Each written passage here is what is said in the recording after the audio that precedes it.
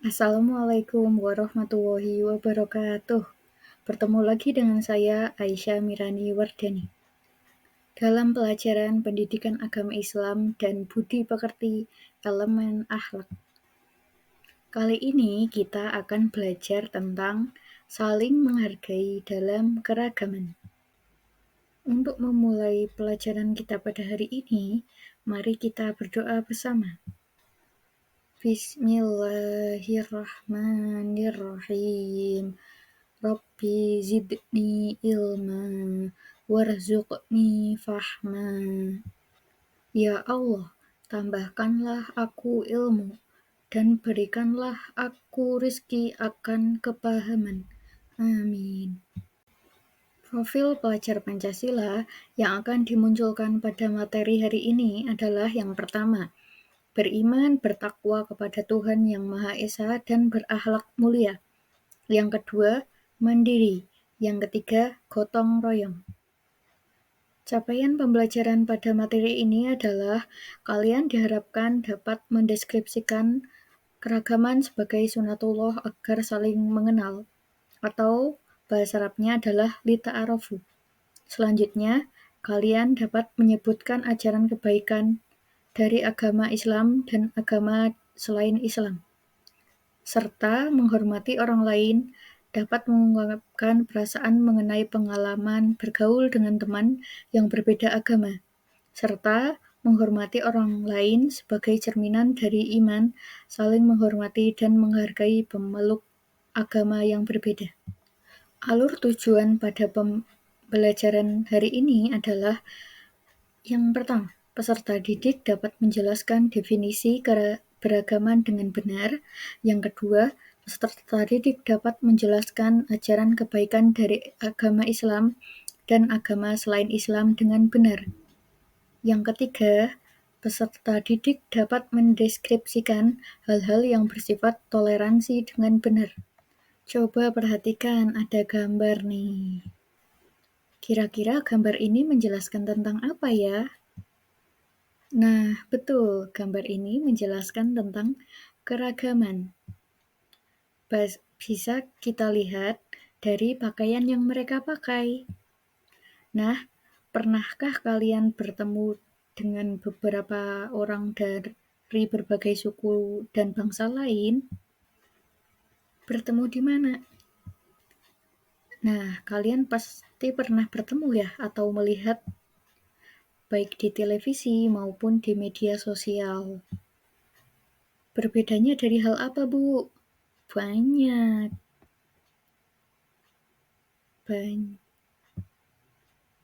Dan sangat terlihat ya, salah satunya dari postur tubuh, dari bahasa yang mereka gunakan, terus dari karakter yang mereka munculkan. Wah, sangat berbeda ya. Terutama dari agama nih, wah ada yang Islam, ada yang Katolik, Buddha, Hindu, dan Konghucu. Wah, luar biasa, Indonesia. Nah, setelah ini ada lagu dari kurang lebih 200 juta jiwa penduduk Indonesia. Terdiri dari banyak suku bangsa, itulah Indonesia. Ada Sunda, ada Jawa, Aceh, Padang, Batak, dan banyak lagi yang lainnya. Janganlah saling menghina satu suku bangsa dengan lainnya. Karena kita satu bangsa dan satu bahasa Indonesia. Bhinneka Tunggal Ika lambang negara kita Indonesia. Walaupun bermacam-macam aliran, tetapi satu tujuan. Dari lagu Penduduk Indonesia karya Bang Haji Rhoma Irama, bahwa Indonesia ini memiliki banyak ragam suku bangsa. Hal ini menandakan banyaknya perbedaan yang terjadi. Tapi ingat, Bhinneka Tunggal Ika, berbeda-beda tetapi tetap satu.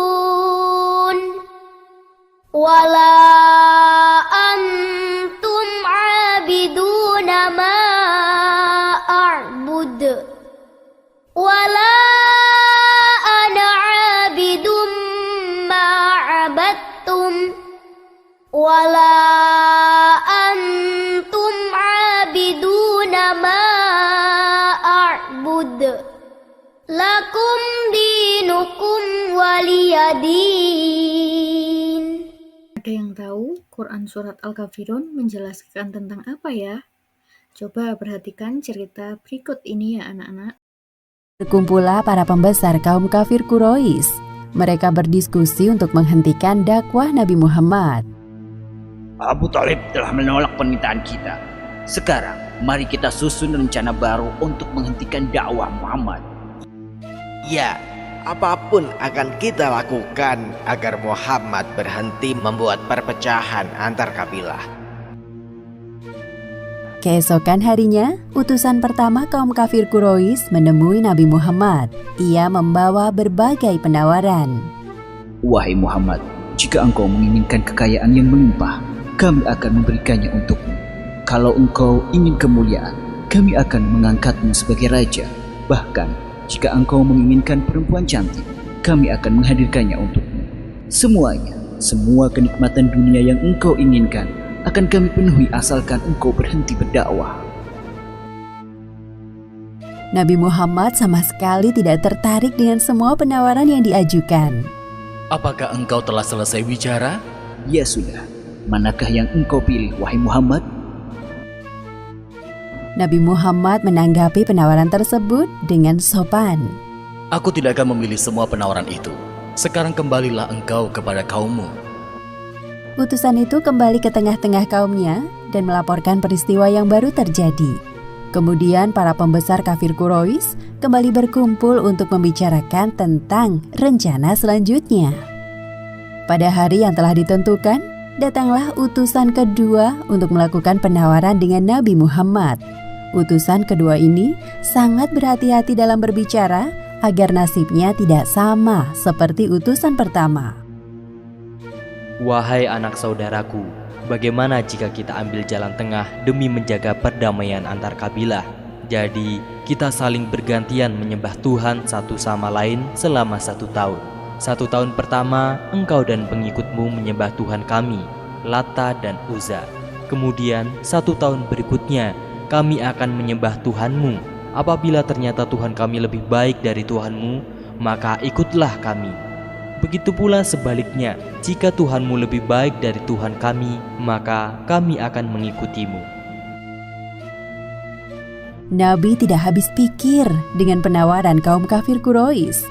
Beliau dengan tegas menanggapi penawaran mereka. Aku tidak akan pernah menukar keimananku kepada Allah Subhanahu wa Ta'ala dengan apapun yang kalian tawarkan, karena Islam adalah satu-satunya agama yang paling benar. Mendengar kesungguhan ucapan Nabi Muhammad, akhirnya kaum kafir Quraisy tersadar bahwa tidak ada yang bisa menghalangi dakwah beliau kecuali kematian. Kemudian turunlah ayat Al-Quran, Surat Al-Kafirun ayat 1 hingga 6 yang menguatkan perkataan Nabi. Nah, sudah kalian pelajari tentang materi indahnya saling menghargai dalam keragaman. Semoga kalian dapat mengambil hikmah dari cerita tersebut ya anak-anak. Thanks for watching. Ditunggu materi-materi selanjutnya. Terima kasih. Wassalamualaikum warahmatullahi wabarakatuh.